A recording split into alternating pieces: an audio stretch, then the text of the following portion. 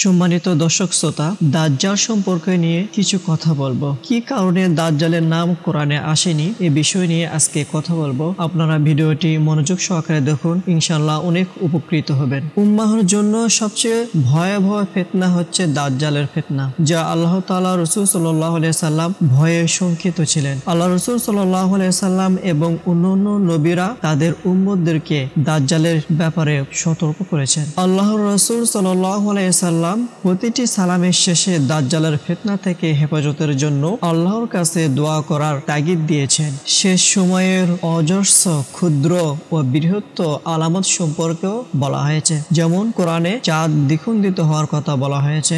ইকতারাবাতিস সাআতু ওয়ানশাক্কাল কমর, কিয়ামত আসন্ন, চন্দ্র বিদীর্ণ হয়েছে।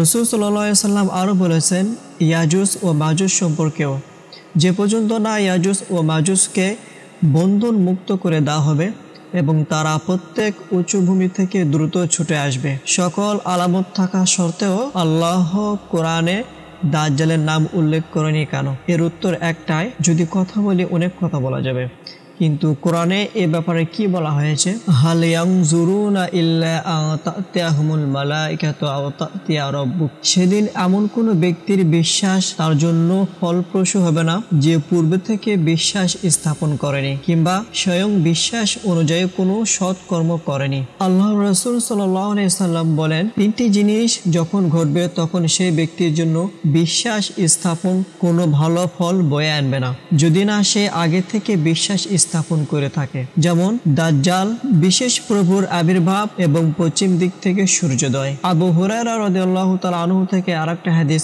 বর্ণনা করা হয়েছে এই বিষয়ে, ঈসা ইবনে মরিয়ম আলাইহিস সালামের আবির্ভাব। তাহলে আমরা কোরআনের আয়াত এবং হাদিস থেকে কি বুঝলাম? পূর্বে থেকে আমাদের বিশ্বাস থাকতে হবে যে দাজ্জাল আবির্ভাব হবে, পশ্চিম দিক থেকে সূর্যোদয় হবে এবং ইয়াজুজ মাজুজ এরা পৃথিবীতে অবতরণ করবেন এবং সর্বশেষ হযরত ঈসা আলাইহিস সালাম পৃথিবীতে অবতরণ করবেন। এই কয়টা যতদিন পর্যন্ত আলামত প্রকাশ না পাবে ততদিন পর্যন্ত কিয়ামত সংঘটিত হবে না। অর্থাৎ আমাদেরকে এই আলামত প্রকাশ হওয়ার আগ পর্যন্ত অপেক্ষা করতে হবে। আল্লাহ তাআলা সকলকে এই কথাগুলো বোঝার এবং আমল করার তৌফিক দান করুক।